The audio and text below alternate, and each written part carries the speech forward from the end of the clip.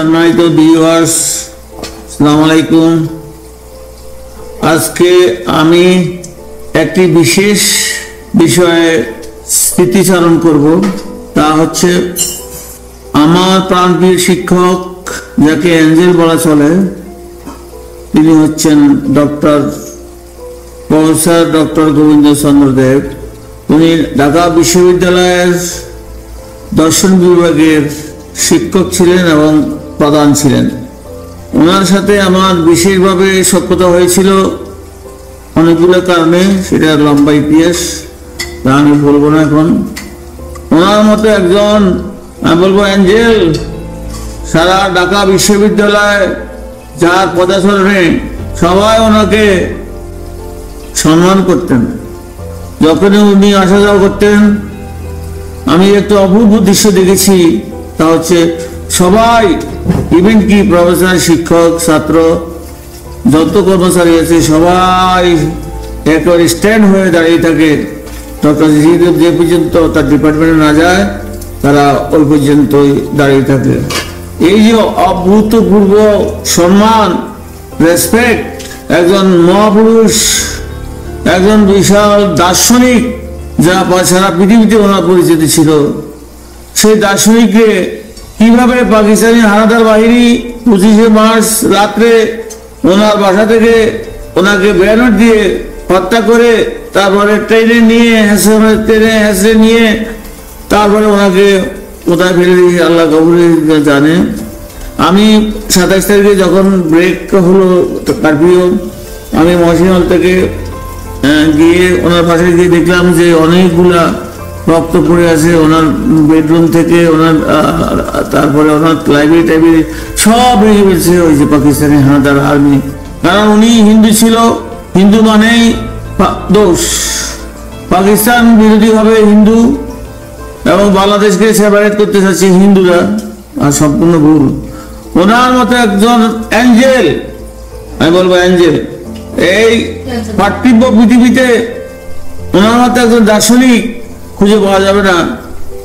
1968 সালে আমি প্রথম যখন দর্শন বিভাগে ভর্তি হয়েছিলাম, তখন ওনার সান্নিধ্য বিশেষ কারণে আসতে পেরেছিলাম। আমি দেখেছি যে একজন মানুষ কত উচ্চ মানের হইতে পারে, তার ভদ্রতা, নম্রতা, তার পড়ার কায়দা। শিক্ষক, উনি হিন্দু হয়ে আমাদেরকে মুসলিম ফিলোসফি পড়াতেন। তিনি অনবরতভাবে আমাদের ক্লাসে পড়াইতে পারতেন, ঘন্টার পর ঘন্টা। উনি কোনোদিন কেয়ার করেন নাই যে বেল বাজবে কিনা, 45 মিনিট শেষ হলো কিনা, তা উনি খেয়াল করতেন না। সেই ডক্টর সিরি দেবকে কিভাবে নির্মমভাবে হত্যা করেছে, তা আমার মনে হয় কোনো ব্যক্তি দেখে নাই, আল্লাহ স্বয়ং দেখছেন, এবং তাকে কোথায় নিয়ে কবর দিয়েছে তাও আমরা জানি না। ওনার দোষ ছিল উনি হিন্দু, কিন্তু ওনার মতো প্রফেসর আমার মনে হয় না ঢাকা বিশ্ববিদ্যালয়ের ইতিহাসে কেউ ছিল বা হবে, আমার মনে হয় না, সন্দেহ আছে আমার।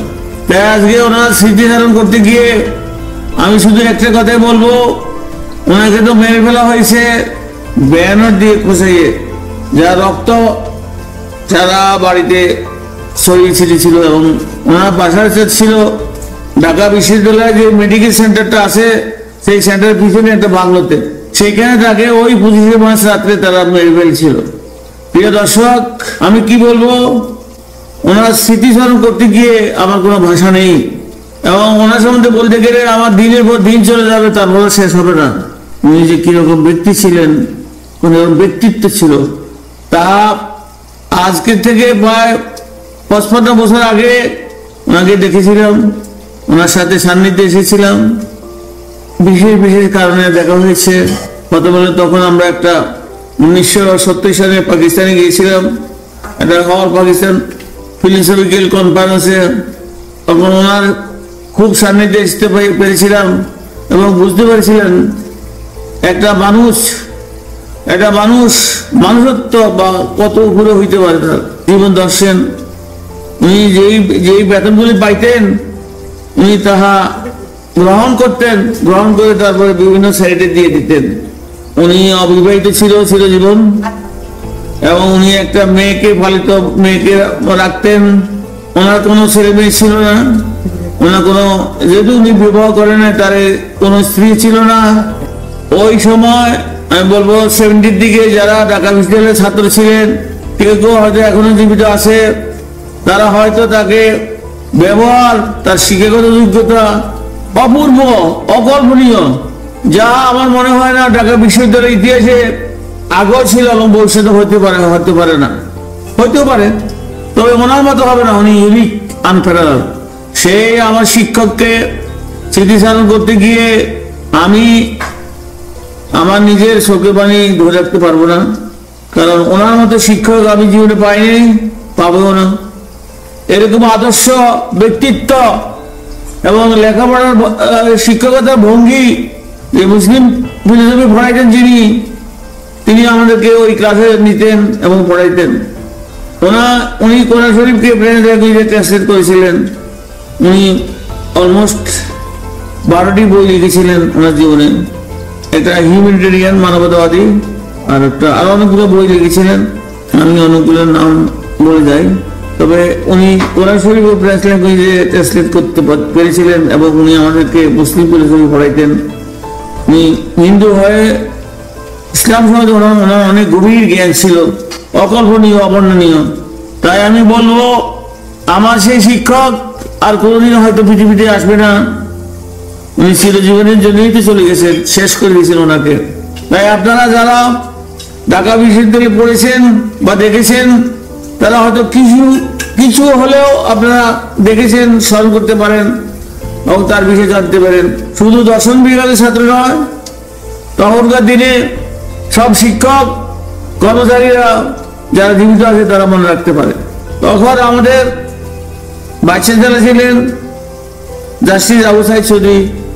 আমরা যখন পাকিস্তান যাব তখন ওনার সাথে দেখা করতে গেছিলাম, সৌজন্যমূলক দেখেছিলাম জাস্টিস আবু সাইদ চৌধুরী চেয়ার থেকে উঠে কিভাবে ডক্টর ডিসি সাহেবকে সম্মান করেছিলেন, এবং ডক্টর ডিসি সাহেব বসার আগে উনি কোনোদিনও চেয়ারে যান নাই।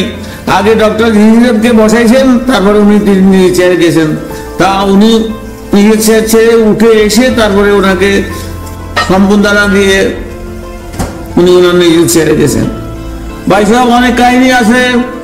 আপনারা যদি ওনার জীবনী সম্বন্ধে জানতে চান, ওনার জীবনের কিছু বই বাজার পাওয়া যাইতে পারে। তাই আমি বলবো আমার শিক্ষক, প্রাণপ্রিয় শিক্ষক, শুধু শিক্ষক নন, একজন মানবতাবাদী দার্শনিক ছিলেন উনি। তখনকার দিনে 1968, 69, 70, 71, 25 মাস তো উনি তো ওনাকে তো মেরে ফেললো। উনি শহীদ বুদ্ধিজীবীদের একজন আছেন, ঢাকা বিশ্ববিদ্যালয় শিক্ষক বুদ্ধিজীবীদের মধ্যে উনি একজন, আরো অনেকেই আছেন। তবে যেহেতু আমি ওনার ছাত্র ছিলাম, আমার মনে পড়ে ওনার প্রত্যেকটা মুহূর্ত, প্রত্যেকটা কথা, উনি কিভাবে কথা বলতেন, কিভাবে ব্যবহার করতেন। আমি একজন ছাত্র, আমি ছাত্র নয়, যেন ওনার ছেলের চেয়ে বেশি আমি। আহারে ভাই, সেই সব কথা বলতে গেলে আমার এই সময় ফুরাবে না। আজকের দিনে সব শিক্ষকরাই মোরালেস রাজনৈতিক পার্টির সাথে লেগুর ভিত্তি করে থাকেন, কিন্তু আমাদের সময়, সেই সময় কোনো শিক্ষকই কোনো রাজনীতির সাথে লেজুর ভিত্তি করতেন না। ডক্টর জিসিদেব তো প্রশ্নই আসে না। এই যে জিসিদেব, তার অনেকগুলা বইও আছে, তার জীবনী সম্বন্ধে জানবেন। আন্তর্জাতিকভাবে উনি সারা বিশ্বের মধ্যে 3 নম্বর ফিলোসফার ছিলেন। বার্ডেন রাসেল, ইন্ডিয়ার প্রেসিডেন্ট, এবং উনি ছিলেন ডক্টর জিসিদেব। পৃথিবীর সব জায়গায় উনি আমন্ত্রণ পাইতেন এবং যেতেন এবং লেকচার দিতেন। এক অপূর্ব ব্যক্তিত্ব এবং প্রফেসর, শিক্ষক, যাই বলেন, পিতৃসুলভ ব্যবহার করতেন সব সময়। ওনাকে কোনোদিন রাগ করতে দেখি নেই, বর্ষনা করতে দেখি নেই। ওনার কথার বাসনভঙ্গি এবং শিক্ষকতার যে স্টাইল অপূর্ব, অপূর্ব, অপূর্ব। উনি যখন মুসলিম ফিলোসফি পড়াইতেন, মুসলিম ফিলোসফিদের প্রথম যুগ থেকে ওনার সমস্ত মুখস্থ ছিল, এবং উনি ক্লাসে গিয়ে বলা শুরু করলে শেষ হইত না, ঘন্টার পর ঘন্টা বলতেন। একদিন এরকম একটা ঘটনা হয়েছে। ঘটনা হলো 45 মিনিটের ক্লাস তো আমাদের, তখন প্রায় 2 ঘন্টা হয়ে গেছে, ওনার বক্তব্য শেষ হচ্ছে না। তখন আমি বললাম, স্যার আপনার সময় তো অনেক হয়ে গেছে, তো আপনি আরো বলবেন? ঠিক আছে তুই বলছো ভালো হয়েছে আর বলবো না, আজকে অন্যদিন বলবো না, এই জন্য একটা কথা। তারপরে আরো অনেক কিছু ঘটনা আছে, একটা ঘটনা আমি বলবো। তখন ওনার বাসা থেকে ঢাকা বিশ্ববিদ্যালয়ের রিক্সা 4 আনা ভাড়া ছিল। তো উনি রিক্সাওয়ালা সবাইকে 2 টাকা দিতেন। তো একদিন এক রিক্সাওয়ালাকে নিয়ে আসেন এবং রিক্সাওয়ালাকে উনি 2 টাকা দিলেন। 2 টাকা দেওয়ার পরে রিক্সাওয়ালা বললো, এতদিন পরে তো চিনলাম।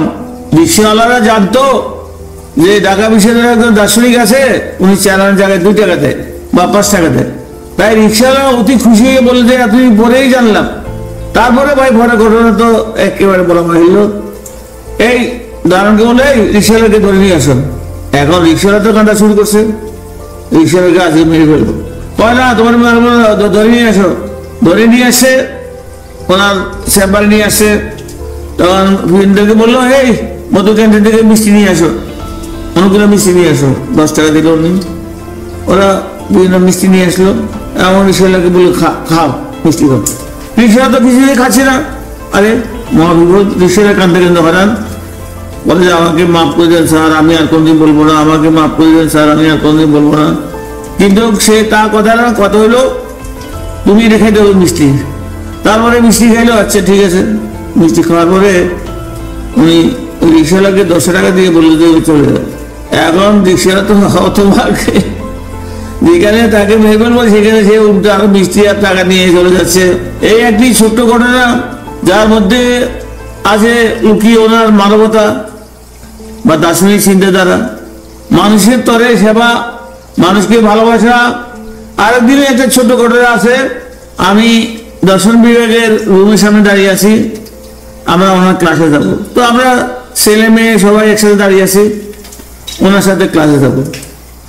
তারপরে মেয়েদেরকে কাঁধে হাত দিয়ে বলে যে, মা তোমরা আমার ক্লাসে ভর্তি হও বলে এই ছেলেগুলো আমার এই ক্লাসে ভর্তি হয়, তারা কেউ ভর্তি হতে না, তোমাদেরকে দেখে দেখে ওরা ভর্তি হয়। হারবোরা কান্দ ওনার কথা। মেয়েরা একটু অপ্রস্তুত হয়ে গেছে, বলে তোমাকে দেখেই ওরা ভর্তি হয় না, হচ্ছে না ফিলোসফি দিবে আসবেন, কারণ ফিলোসফিতে একটু রসকসহীন সাবজেক্ট। তাই তখন হারবো না, কাঁদবো। এগুলো আমার চোখের সামনে ঘটনা, আরো বেশ এরকম অনেকগুলি ঘটনা আছে যা অভূতপূর্ব। তাই আমি আজকে আমার সেই শিক্ষকের প্রতি শ্রদ্ধা রেখে তার আত্মার মাগফিরাত করে আমি আর বেশি কিছু বলবো না। আমার এইটুকু সান্ত্বনা এবং শান্তি যে ওনাকে স্মরণ করে আমি কয়েকটি কথাও বলতে পারছি, এবং বীরেশ্বর বোধহয় শুনতে পেরেছেন এবং দেখবেন, শুনবেন, জানবেন। যদি আপনাদের সুযোগ হয় ভাই সাহেবেরা, কখনো ওনার যদি কোনো বই বাজারে থাকে, নিশ্চয়ই আপনারা নিয়ে খেতে গেলে পেতে পারেন। তবে ঢাকা বিশ্ববিদ্যালয়ের শিক্ষক বুদ্ধিজীবীদের যে হত্যা করা হয়েছিল যে কয়জনকে, ওই কয়জনের নিশ্চয়ই ওনার নাম আছে, এবং ওনাকে ঢাকা বিশ্ববিদ্যালয়ে কেন সারা বাংলাদেশে ওনাকে স্মরণ করে বুদ্ধিজীবী হিসাবে, শিক্ষক হিসাবে। এবং এই ডিপার্টমেন্ট ঢাকা বিশ্ববিদ্যালয় হওয়ার পর থেকে উনি সবচেয়ে বড় দার্শনিক ছিলেন, এবং ওনার আমলে উনি আবার সাইকোলজি ডিপার্টমেন্ট সেপারেট করেছেন, এবং মীর ফখরুল ইসলামকে, ডক্টর ফখরুল ইসলামকে উনি চেয়ারম্যান করেছিলেন। এবং ওনার একটা রিলিফ ফাউন্ডেশন ফান্ড আছে, ওনার বেতনের সব টাকাই ওখানে চলে যায়, এবং উনি সব টাকা মানুষকে দিয়ে দেয়। আর ওটা খুব সুন্দর ঘটনা হলো, তখনকার দিনে লোকে হলে বলছিলেন, তো প্রফেসর গরু পালতেন, তো গরু পেলে ডক্টর শ্রীদেবকে প্রতিদিন 1 কেজি দুধ দিত, এরকম কিছু।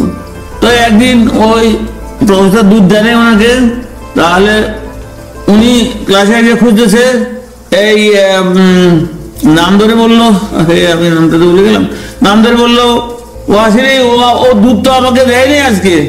সবাই হাসতে হাসতে মরে গেল, ও দুধ দেয়নি আমাকে আজকে, সতেরো হবে গরুর দুধ, উনি সেটা না বলে ও আমাকে ওর দুধ দেয়নি আজকে।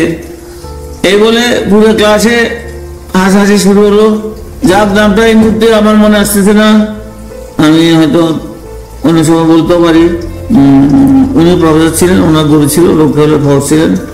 তো আচ্ছা, এই আর কি। তো আমি আমার স্মৃতিচারণ আর বৃদ্ধি করব না। আমার সাথে যারা বন্ধু ছিলেন, বান্ধব ছিলেন, ছাত্র ছিলেন, শিক্ষক ছিলেন, তারা নিশ্চয়ই স্মরণ করবেন। আমার অনেক শিক্ষক ডক্টর আব্দুল মতিন স্যার, উনিও অপূর্ব এক মানুষ ছিলেন। তারপরে আরো বেশ কয়েকজন ছিলেন, আমি তাদেরকে আমার প্রাণ ভরে শ্রদ্ধা করতেছি এবং তাদের ভুল মাগফিরাত কামনা করতেছি। এই বলে আমি আমার বক্তব্য শেষ করব। আর একদিন সুযোগ পেলে হয়তো কিছু বলতে পারবো। ধন্যবাদ, আপনারা ভালো থাকুন।